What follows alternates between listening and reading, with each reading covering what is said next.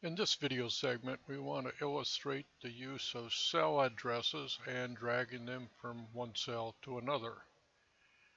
This is figure 1.1, and in the year 0, we have a balance today of $500. That's in B4. So we key in equals B4. There's our $500. We want to know what is the interest on that. Into year 1, what do we earn during year 1? So that's equal to the interest rate. I'm just going to click on this cell and it brings in the B5 for me. I could have keyed it in. I will for this one. So that's going to take the balance, which is in C9. I can type in C, I say 9, 9, and you'd get the interest. Note that I could have, instead of doing that, let's just go up here, backspace, put an asterisk, and then click on C9, and it fills it in for me. And then we have to get the new balance, which is equal to the balance the end of the previous year, plus the interest during the current year 1. So it's 500 plus 20 is 520.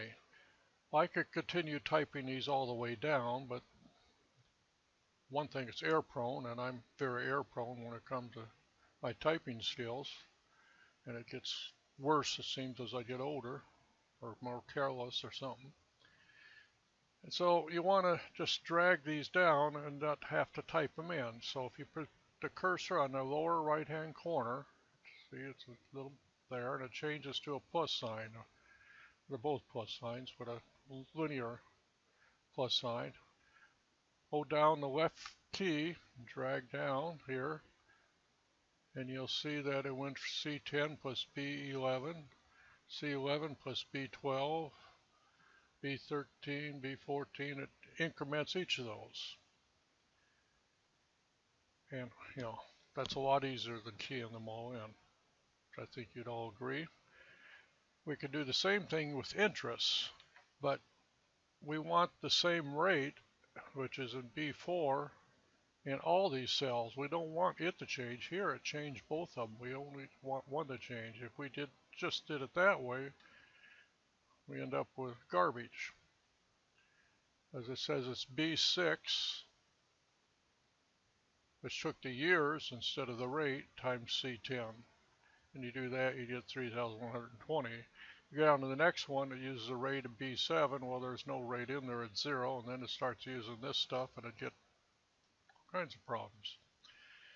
So what we want to do is we want the rate, which is in B5, to stay the same when we drag down. So we put dollar signs. A dollar in front of the B says hold the B constant. A dollar sign in front of the 5 says hold the 5 constant. Actually, since we're dragging down through rows, it's only the 5 that has to be constant, but we'll do both, and you don't have to make that decision. We still get the $20, even with the dollar signs there. That only tells it to hold a constant when you drag. So now I'll position here, hold down the left mouse key, and if you look through, B5 is the same every one, but the 10, 11, 12, 13, 14, that's the previous year's balance, is there, and now these are automatically incremented up to do that, which gives you a future value of 632.66. In the content, it shows these equations here, which you see that B is the same as this. I reverse the order, but that's not crucial. Thank you.